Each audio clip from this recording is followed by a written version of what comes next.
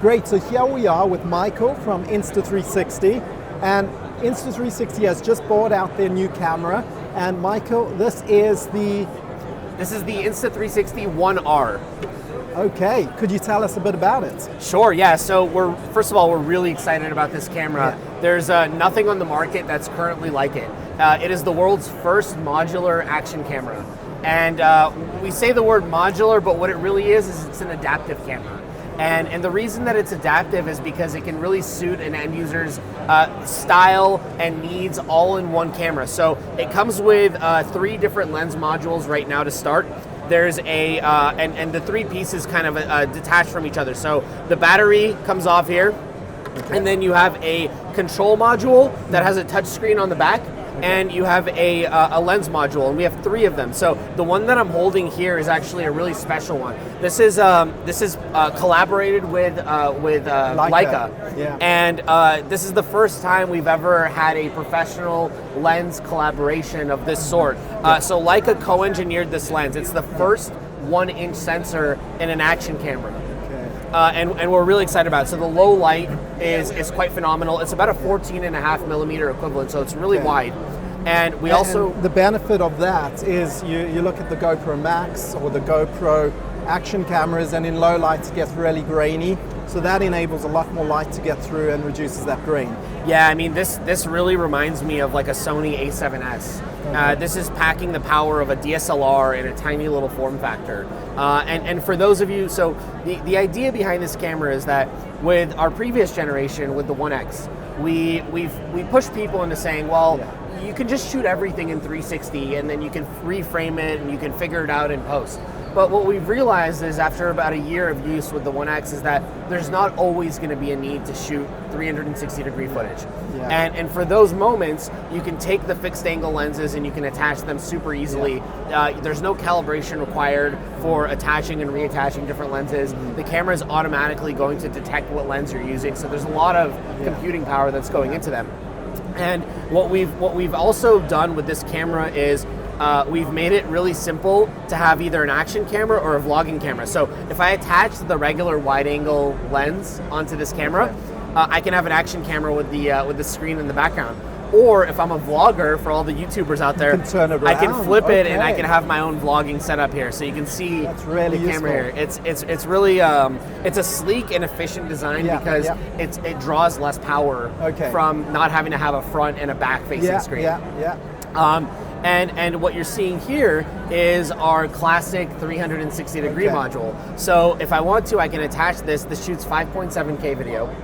Which is the same as the Insta360 One X. The resolution is the same, but what we've done is we've spent a lot of time adjusting the algorithm and the science behind it, so the image quality that you're going to see is superior in this camera. Because in the One X, it only recorded in H.264, which is a less compressed format, right? Correct. 100 megabits per second was that? Up to 120 megabits per second. Okay. This will record H.265 at up to 100 megabits per second. So the bit depth and the image quality that's coming out of here is phenomenal. So for the beginning users out there, that enables you to take higher quality in a smaller size file. So that will take up less space, but it will be higher quality. Exactly. There's a different compression algorithm that's going into it. All of the math and the science behind it is completely different. And they've been saying that H.265 for the last 5-6 years is going to become the new industry standard. And I think we're finally starting to see a lot of camera companies changing with the tide. Sure. Okay, let's proceed. And I want to just jump back onto that encoding algorithm later. But sure. So with the fixed angle Leica lens, it's able to record up to 5.3K fixed angle. So the file sizes that are coming out of here are picturesque, and you can use it for commercial shoots. And so it actually records in that, or it downscales? No, it records up to 5.3K. Okay, But you can also choose to record at 4K 60, and there's other frame rates and resolutions that you can toggle between. Same thing with the 360 module. So you can shoot at 5.7K, 30 frames, 24 frames, 23,976. Yes. But you can also shoot up to 100 frames per second at 3K, similar to the 1X. And so for that Leica 1 inch, where you can record in 5.3K, What's the maximum frame rate you can record? 30 frames per second. 30 frame. Okay, Yeah. that's great. Okay. And so this is just on the surface what you're seeing with the hardware features. Sure. The camera packs a whole new generation of AI-enabled software in it as well. That's where I get excited. And it's something that we've spent a lot of time on with our software features, and I'll kind of tell you about some of the features. Nice. And I could talk to you probably all day about what's going on in here, but I'll hit the highlights for you. So one thing that we realized when recording in 360 video is that, and this is kind of ironic, having the ability to reframe in an infinite number of ways is it's a gift, and it can be a curse for a lot of people. Yeah. So people that don't have a lot of experience editing 360 footage might feel a little bit overwhelmed with where to start, how to start, where to put your keyframes. Yeah. What we've done is, for the first time in a 360 camera, we've enabled something called AutoFrame. And AutoFrame is a starting point for recommending automatic reframe shots out of your 360 video.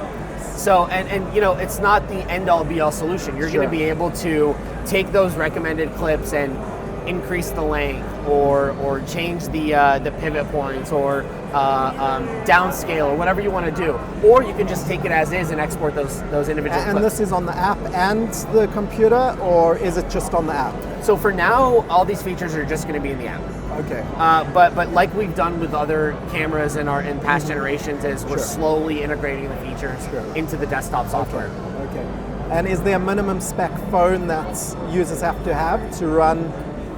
Do they need a fairly powerful phone? We like to say that anything above an iPhone 7 and above will work for it. There's also a spec for Android, which is coming out as well. So, but mostly most all phones that are current generation will work on it. Okay. And likewise, in addition to this auto frame, we also have a lot of automated editing modes as well. So for one really popular feature that we had in our 1X was time shift. And with time shift, that's a way of creating these really cool hyperlapses. But almost like stop motion, or is that different? That's different. So this would be a hyperlapse. So this would be taking a video and physically speeding it up and speed ramping up and down to emphasize certain parts of the video. That might be the most labor-intensive part of creating it, because not only are you first going through a really long video and you're keyframing everything, but then you're going back through it and you're doing all your speed ramping. And one challenge with the speed ramping is that you might not see the full speed effect until after you export. So with this camera, it's going to automatically do that for you, every step of the way. Another thing that you mentioned is pose detection. So with pose detection, all you're doing is you're taking a regular video, and the app is going to detect every frame that your body is posing in the same way, and it'll automatically create stop motion for you. Right. Now, the app, does that export in 1080p, or can you go higher than that? So anything that you export from the app will be exported up to 4K resolution. Okay, For that's great. anything higher than 4K resolution, you'll need to export through your desktop. Okay, great. So the 360, it's the same thing. You take it and you snap it on. There's 2 connection points on each of the 360 modules, 1 per eye. You snap it on, and you have to, with the 360 module, it only snaps one way, and you look for the connectors here. Okay. And then you just pop the battery on, and you're recording. Now, one really exciting thing to note is once you combine the 3 modules together, the camera becomes IPX8 certified. So it's waterproof down to about 15 feet. Okay, great.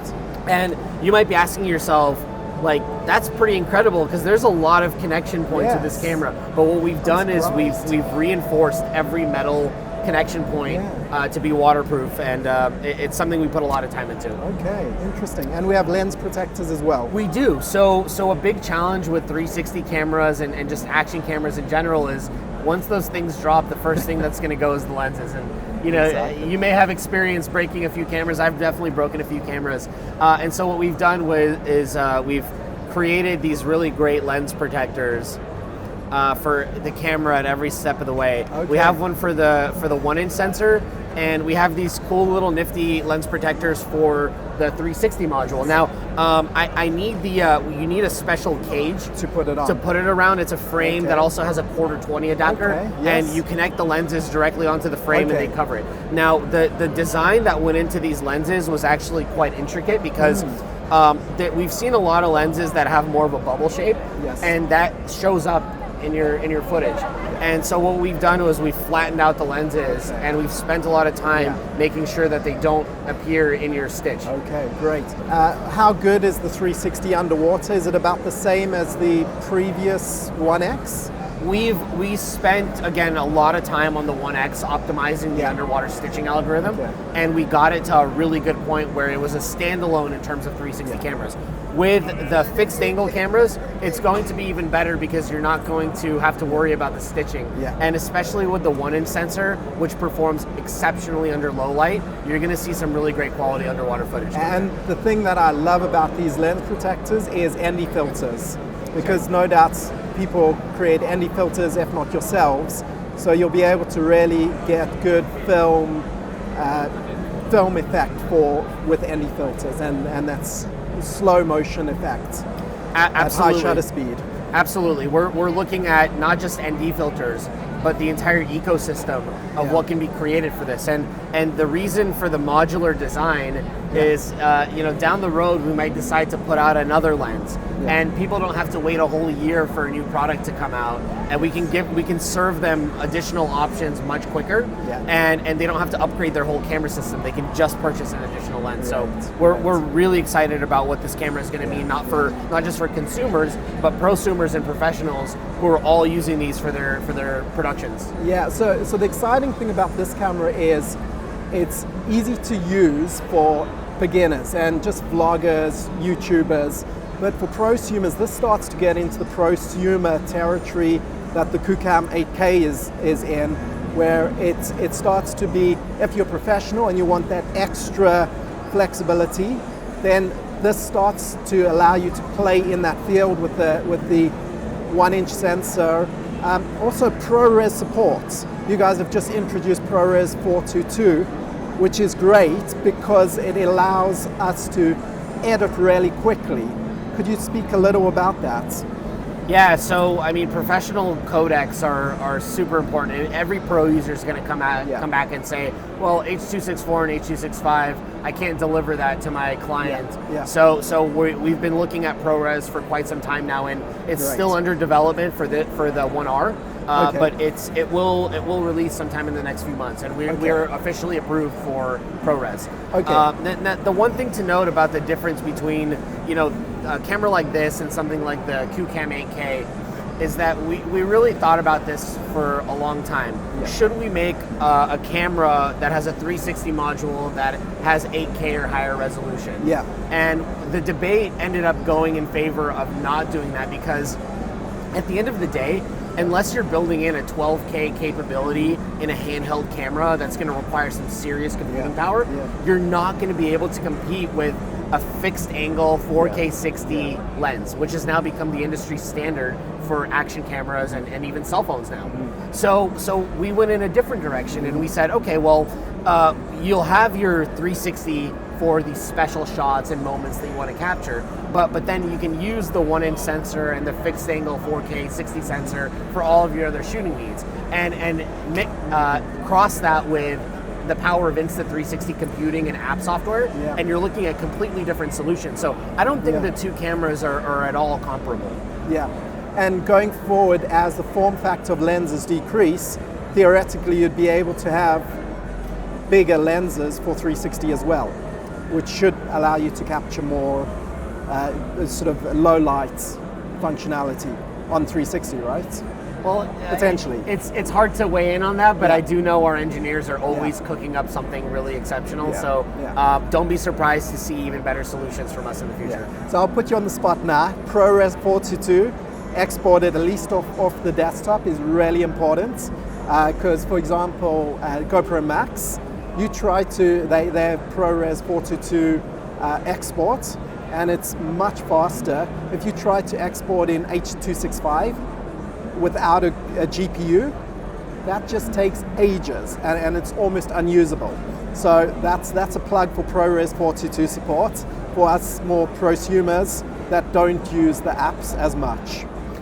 Yeah, and once it releases, we'd really appreciate your feedback, because at the end of the day, some of the best features that we've created in our cameras have all come from user feedback and requests. So, thank you for the feedback, and once it's ready, please let us know how we're doing on it and what improvements we can make. Great. Well, thank you for your time. Thank you. And great to catch up. Thank you very much. Bye.